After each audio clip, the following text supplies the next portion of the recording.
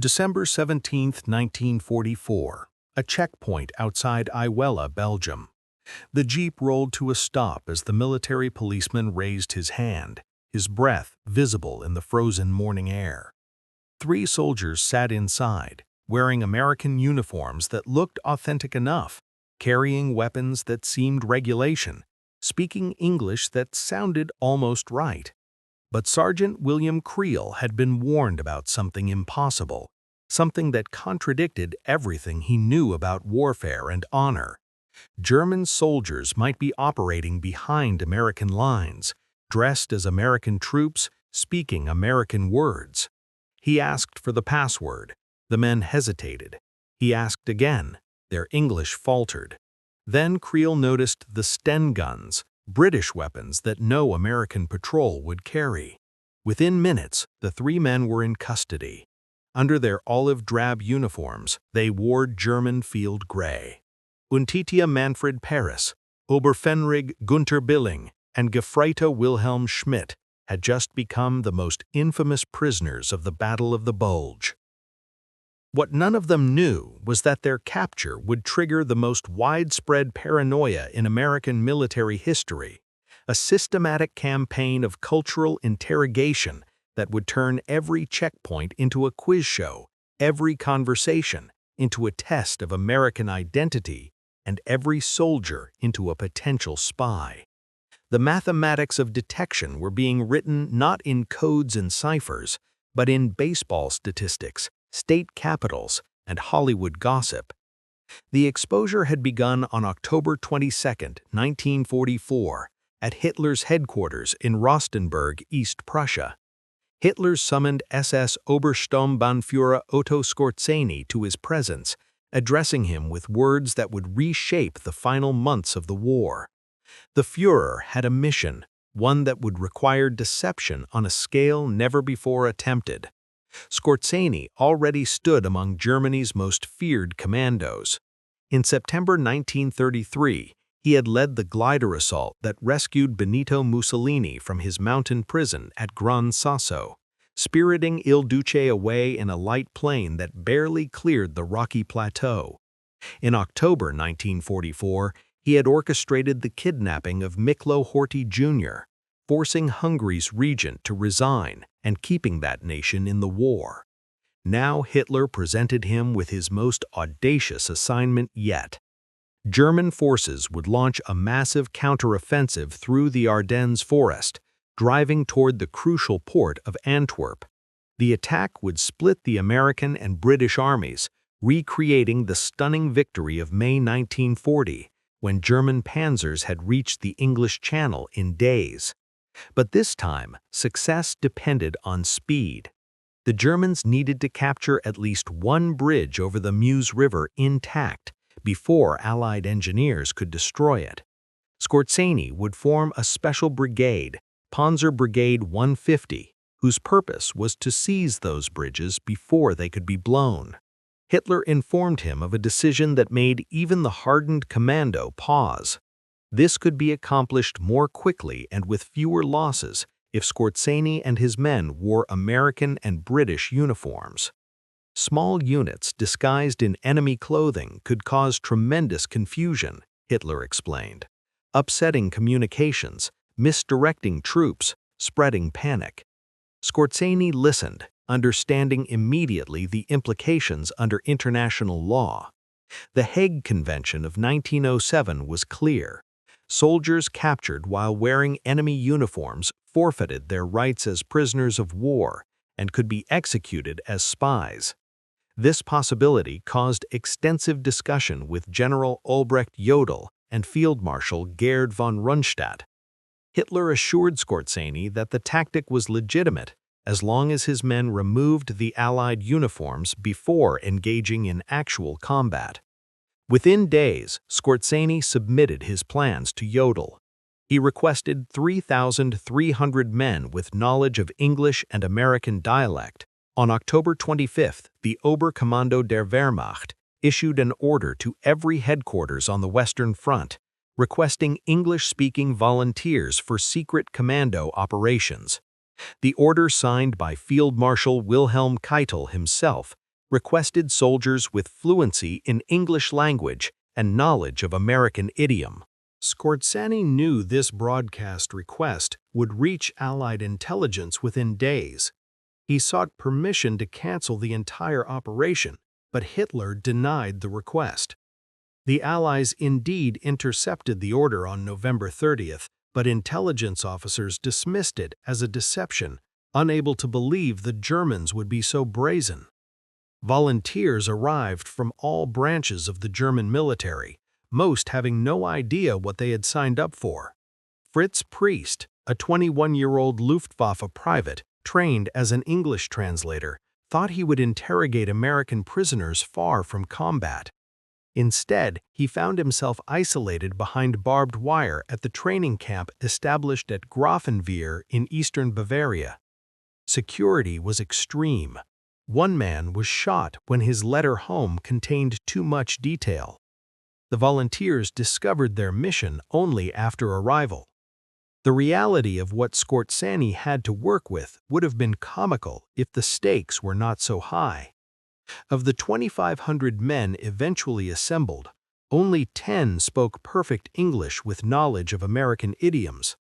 Another 30 to 40 spoke English well but had no understanding of American slang.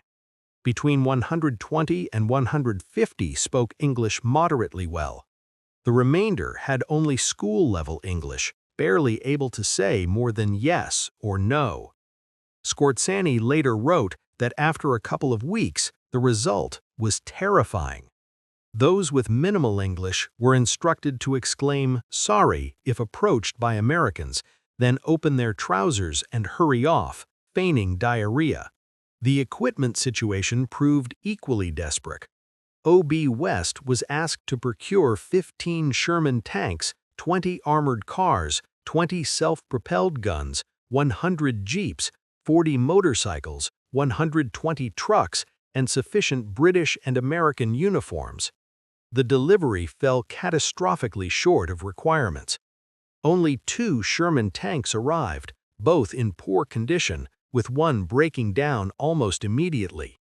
Instead of the requested American armor, Skorzeny received 5 Panther tanks, 6 armored cars, 6 armored personnel carriers, and 5 Sturmgeschütz assault guns, all German. The Panthers were disguised with sheet metal cladding, olive drab paint, and White Star insignia. Skorzeny himself admitted they would fool only very young American troops, seeing them from very far away at night. The uniform situation was worse. Many were British, Polish, or Russian uniforms. Some were summer-issued, despite the December offensive date. Others bore bloodstains or P markings. Units across Germany, confused by the request, sent whatever they could find. The brigade was flooded with Polish and Russian equipment from units that had no understanding of the operation's purpose. Skorzeny managed to acquire enough authentic American uniforms and weapons for only the commando teams. The best English speakers were formed into a special unit designated Einheit, named after SS Captain Ernst Wenzel, who would lead them. These teams received intensive training despite the compressed timeline. They studied the organization of the American Army, learning badges of rank, military customs, and drill procedures. Some were sent to POW camps at Küstrin and Limburg to practice their English with captured American soldiers. They watched American movies to perfect accents and learn current slang. They practiced walking like Americans, smoking like Americans, even chewing gum like Americans. The missions were divided into 3 categories. Demolition squads of 5 to 6 men would destroy bridges, ammunition dumps, and fuel stores. Reconnaissance patrols of 3 to 4 men would scout both sides of the Meuse River, passing on false orders to American units they encountered, reversing road signs, removing minefield warnings, and cordoning off roads with warnings of non-existent mines. Lead commando units would work with attacking German forces, cutting telephone wires, destroying radio stations, and issuing false orders. The commandos knew the risks. If captured in American uniform, execution was virtually certain. But there was another danger. In the chaos of battle, they might be shot by their own side if German troops mistook them for actual Americans. For identification, they would use specific signals. Vehicles would display a small yellow triangle. Tanks would maintain specific gun positions. Soldiers would wear colored scarves beneath their uniforms. On December 14th, Panzer Brigade 150 assembled near Bad Münstereifel. On the afternoon of December 16th, they moved out, advancing behind 3 attacking Panzer divisions.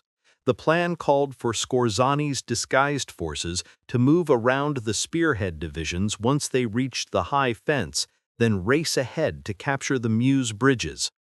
The operation depended entirely on the rapid advance of the 1st SS Panzer Division, commanded by Joachim Peiper. If Peiper's armored spearhead broke through quickly, Skorzeny's disguised troops could slip through in the confusion and reach the bridges before American engineers destroyed them. December 16, 1944 began before dawn. Through the dark forests of the Ardennes, more than 200,000 German troops launched Hitler's last great offensive in the West. The initial assault achieved complete surprise. American forces, thinly spread across an 80-mile front, faced overwhelming numbers. 4 inexperienced or battle-weary American divisions confronted 30 German divisions, supported by nearly 1,000 tanks. The German artillery barrage shattered the frozen morning. Searchlights bounced off low clouds to illuminate the battlefield. Infantry advanced through the snow-covered forests. Panzers rumbled forward on narrow roads. For the first hours, everything proceeded according to plan. The Einheit teams infiltrated in the confusion, dressed in American uniforms, driving captured jeeps. They slipped through the chaos of the American withdrawal. One team drove directly into an American-held town, scouted all defenses, then on their way out redirected an American convoy of armor and supplies to the wrong road. 2 other teams successfully misdirected Allied convoys, adding to the general confusion. They cut telephone wires, removed road signs, spread false rumors of German breakthrough deeper than actual penetrations. But on December 17th, reality destroyed the operation's prospects. The 1st SS Panzer Division failed to reach its objectives on schedule. Fierce American resistance at Ellenborn Ridge denied the Germans the northern roads they needed. At St. Vith, American defenders fought ferociously, delaying the German timetable by nearly a week. The rapid breakthrough that Operation Greif required never materialized. Skorzeny realized that same day that his mission's original aims were doomed. He attended a staff conference at 6th Panzer Army headquarters and suggested his brigade be used as a conventional unit. The request was approved. Panzer Brigade 150 was ordered to assemble south of Malmedy and report to the 1st SS Panzer Division. But the commando teams were already behind American lines. Some successfully completed their missions.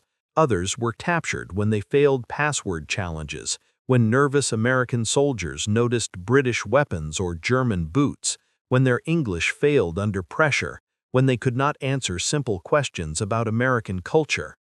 The capture near AY on December 17th of Paris, Billing, and Schmidt created the panic that would define the operation's real impact. During interrogation, Schmidt made a statement that electrified Allied intelligence. He claimed their mission was part of a larger operation to infiltrate Supreme Headquarters Allied exercise and capture or kill General Dwight Eisenhower himself. Whether Schmidt believed this rumor or was spreading deliberate disinformation remains unclear. No evidence ever confirmed such a plan existed. The actual mission was to capture bridges over the Meuse River. But the statement had immediate consequences. Within hours, security around Eisenhower was dramatically increased. The Supreme Commander found himself virtually imprisoned in his headquarters at Versailles, surrounded by guards who checked everyone entering the building. Eisenhower was reportedly furious at the confinement, especially when it extended through Christmas. After several days, he angrily declared he had to get out and didn't care if anyone tried to kill him. But the paranoia spread far beyond protecting Eisenhower. Allied forces, already reeling from the German offensive, now saw potential infiltrators everywhere. Checkpoints appeared throughout the Allied rear areas, greatly slowing the movement of troops and supplies. American military policemen began interrogating every soldier passing through using questions designed to identify Germans posing as Americans. What is the capital of Illinois? Who won the World Series in 1940? Who is Mickey Mouse's girlfriend? What team plays at Wrigley Field? Who is married to Betty Grable? Where does the guard stand in a football formation? Who is Frank Sinatra? What is the name of the president's dog? The questions ranged from state geography to baseball statistics to Hollywood gossip to American slang. MPs improvised constantly, creating new questions based on whatever American trivia they could think of. The system was chaotic and often absurd. Many genuine Americans could not answer the questions. Regional differences meant soldiers from one part of America had no knowledge of details from other regions. Educational differences meant some Americans never learned state capitals or followed baseball. The checkpoints created numerous problems. General Omar Bradley was detained when he correctly identified Springfield as the capital of Illinois, but the MP believed it was Chicago and held him until his identity could be verified. Brigadier General Bruce Clark was held at gunpoint after incorrectly stating the Chicago Cubs played in the American League. A captain spent a week in detention after being caught wearing German boots he had taken as souvenirs. British soldiers faced particular difficulties. When reconnaissance officer David Nann encountered a guard demanding to know who won the 1940 World Series, he could only reply he hadn't the faintest idea. British troops who could not answer questions about American sports or geography were detained until their identity could be verified through other means. Some American soldiers gave deliberately wrong answers to protest the absurd interrogations, resulting in their own detention. Others became angry at being questioned by junior enlisted men, creating confrontations that further slowed movement. The paranoia affected military operations significantly. Troop movements that should have taken hours required days as every vehicle was stopped and every occupant questioned. Supply convoys sat idle at checkpoints while drivers attempted to prove their American identity. Units rushing to reinforce threatened sectors were delayed by repeated interrogations. Commanders found their orders questioned by subordinates who suspected everyone might be a German infiltrator. The psychological impact on German infiltrators was severe. Those still behind American lines found themselves unable to move freely. The cultural questions exposed their preparations' inadequacies. They had studied military procedures, learned rank insignia, memorized American Army organization, but they had not anticipated interrogations about baseball statistics or Hollywood marriages or regional slang. Some infiltrators attempted to avoid checkpoints entirely, traveling cross-country or through forests. This made them more conspicuous to American patrols. Others tried to bluff through checkpoints, offering excuses for why they could not answer questions. Few succeeded. Between December 16th and December 31st, American forces captured 23 members of Operation Greif. 16 were captured in December 1944. Team leader Gering Schultz was captured later and tried in May 1945. Each captured infiltrator faced military trial. The legal situation was clear under international law.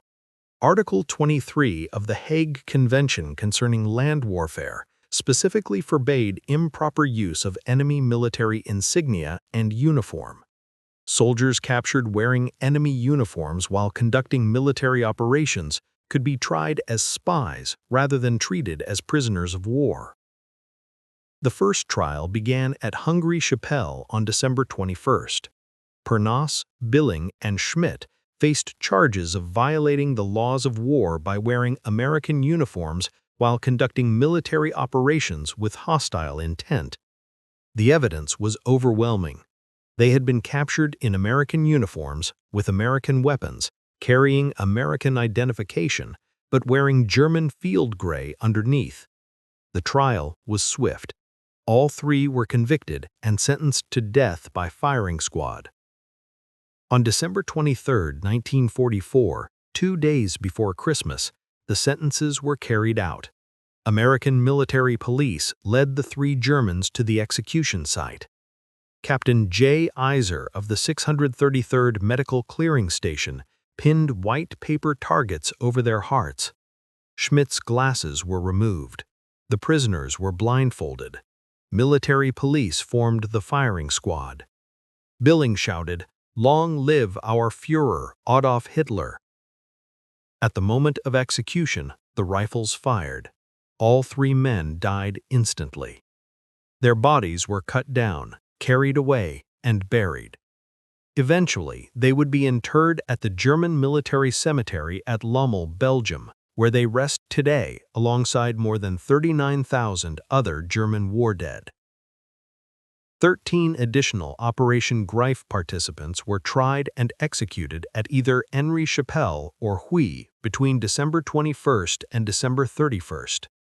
Wilhelm Wiesenfeld, Manfred Brauny, Hans Reich, Arno Krauer, Gunter Schultz, Erhard Miegel, Horst Gericke, Norbert Pollack, Ralph Benjamin Meir, Hans Wietzuk, Otto Kiera, Alfred Franz, and Anton Moruck all faced firing squads.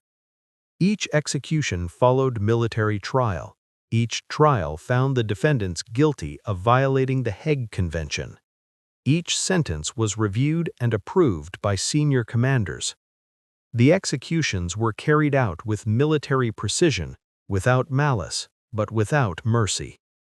Team leader Gering Schultz was tried by military commission in May 1945 and executed near Branch on June 14. Why his trial was delayed after Germany's surrender remains unclear. Who ordered his execution carried out also remains uncertain. The United States Ninth Army carried out the sentence. In total, 17 Operation Greif participants were executed for wearing enemy uniforms. The operation's tactical accomplishments were minimal. No bridges were captured, no major demolitions succeeded, no critical communications were permanently disrupted. A few road signs were reversed, some telephone lines were cut, several American units received false orders, though most were quickly corrected. But the psychological impact vastly exceeded any tactical results. For weeks, American forces operated under the assumption that German infiltrators might be anywhere. The paranoia affected decision-making at every level. Eisenhower's confinement meant the Supreme Commander was isolated from direct observation of battlefield conditions during the critical opening phase of the offensive. The checkpoint delays slowed the American response to the German penetration. Units that should have reached threatened sectors in hours took days to arrive.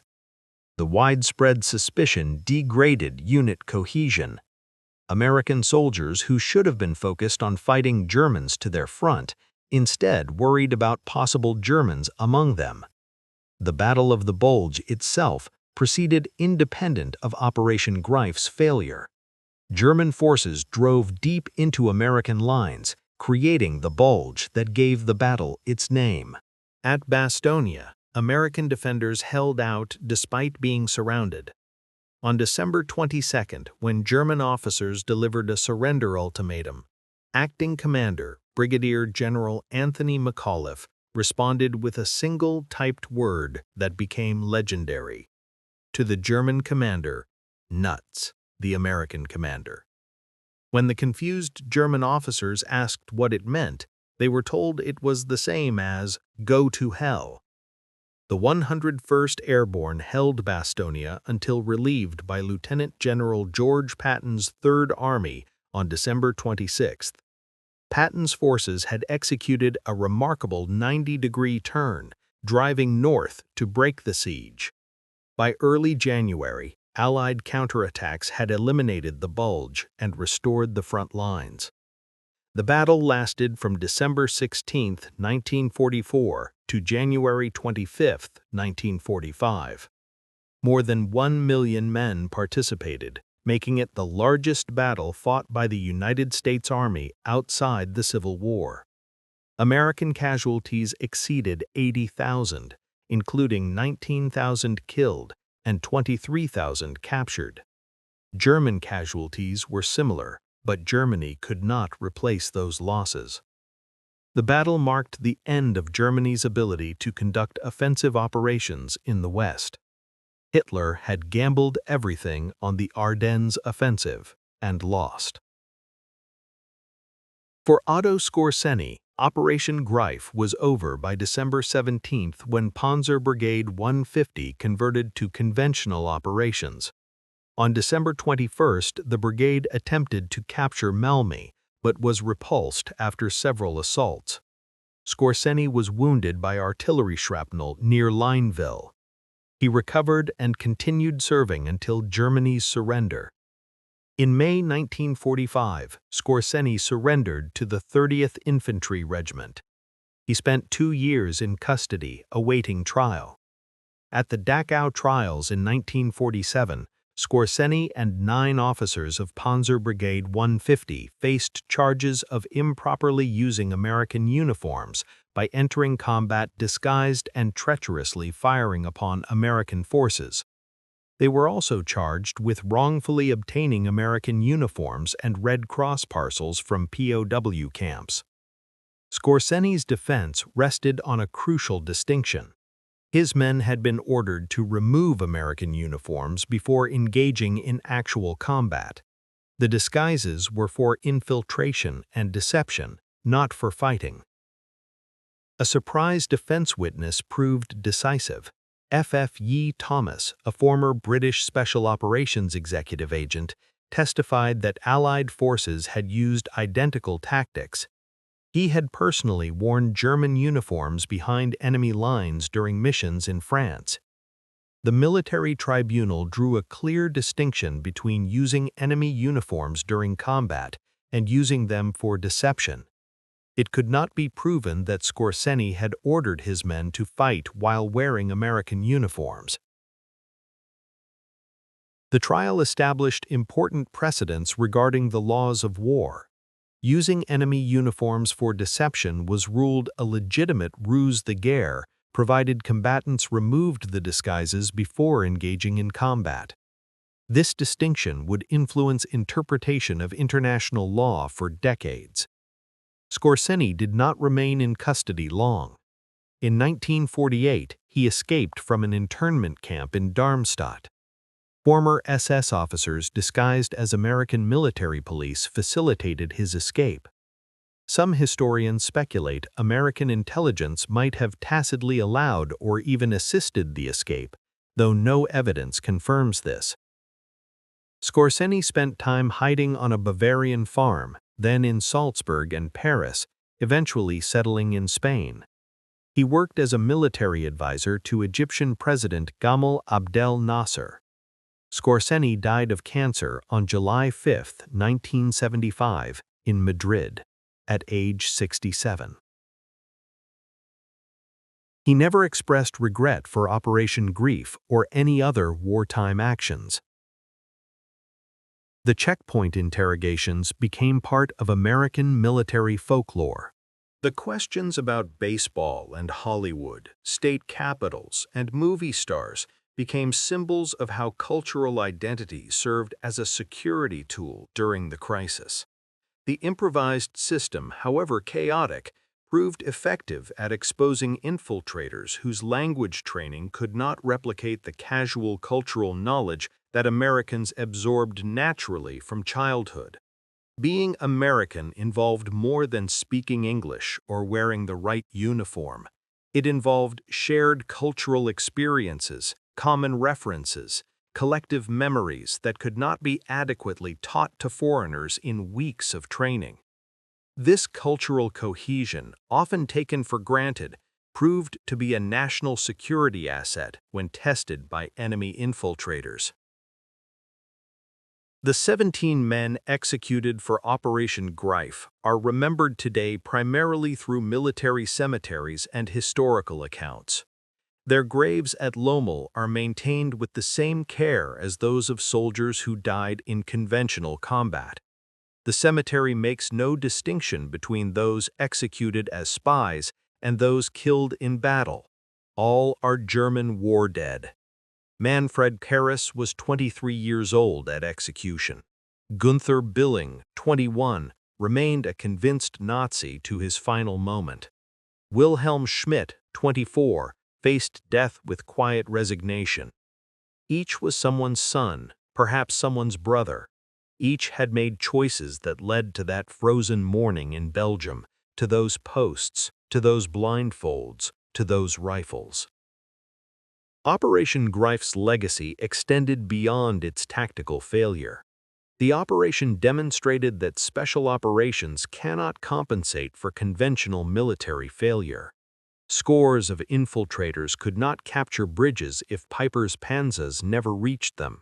No amount of deception and confusion could substitute for the breakthrough that never occurred. Yet the operation succeeded in creating disruption far exceeding what the actual infiltrators accomplished. The mere possibility of infiltration created panic, affecting hundreds of thousands of soldiers. This gap between perception and reality became a key lesson in modern strategic thinking about psychological warfare. The Battle of the Bulge ended in late January 1945. Allied forces resumed their advance toward Germany. Within 4 months, the Third Reich collapsed.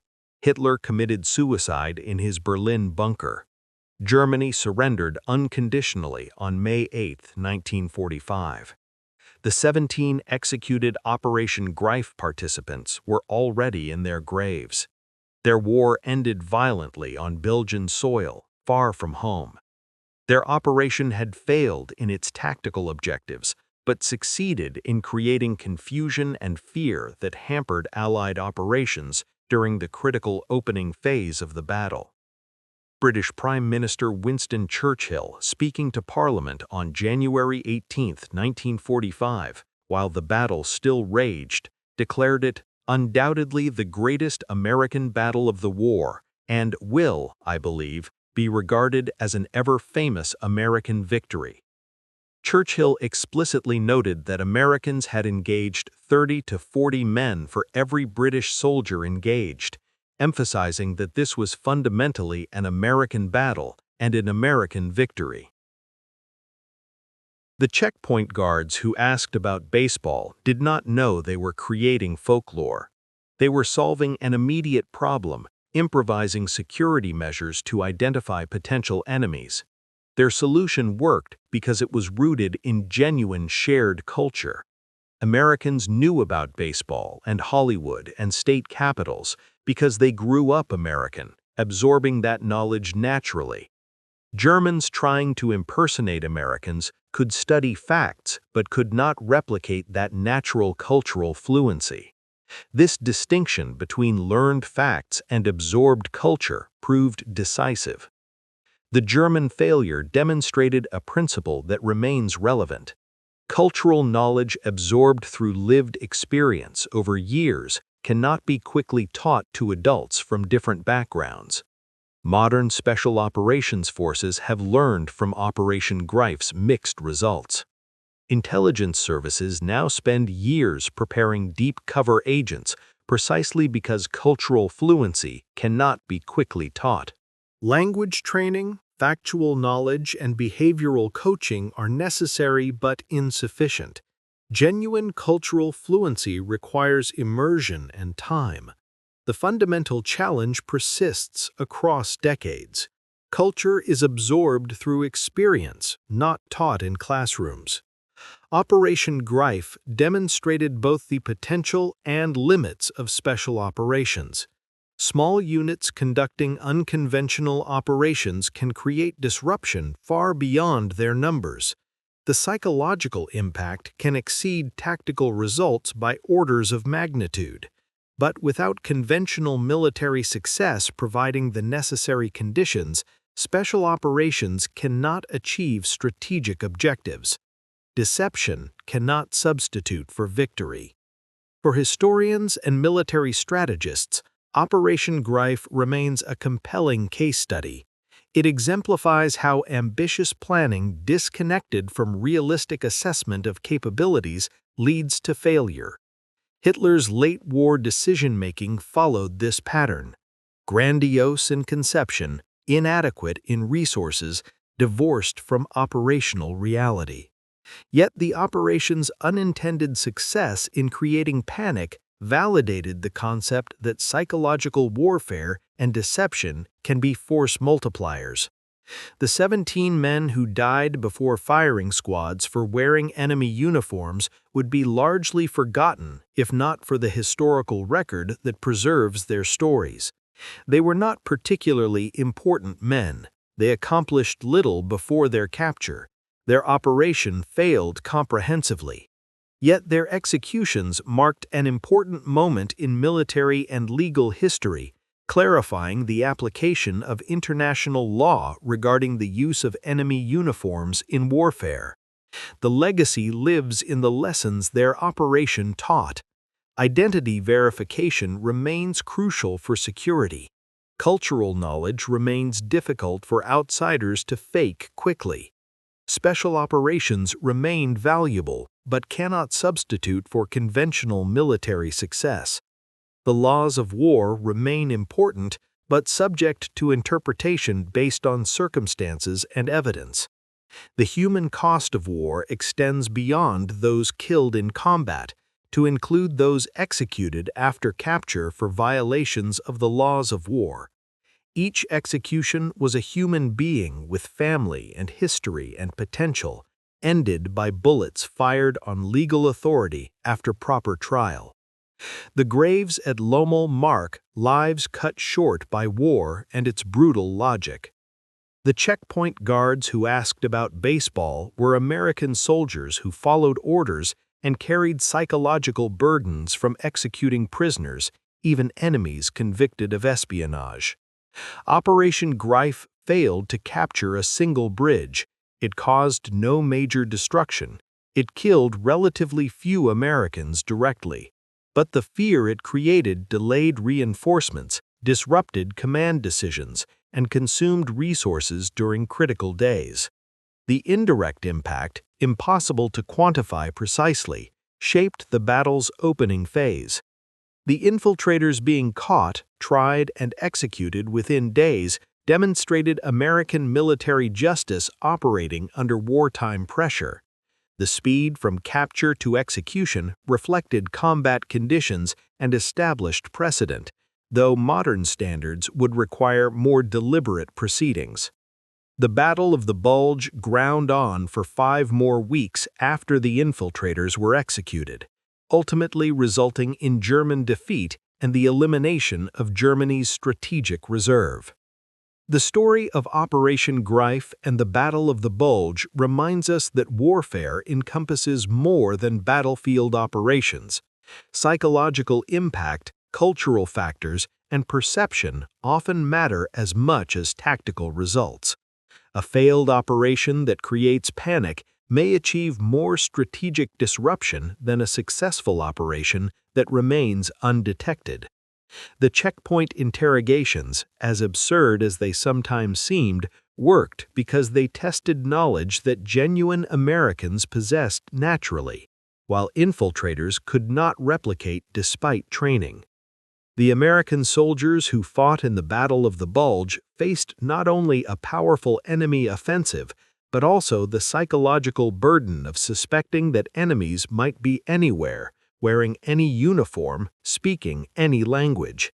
This erosion of certainty marked a new dimension in warfare that would influence military operations and security procedures for generations to come.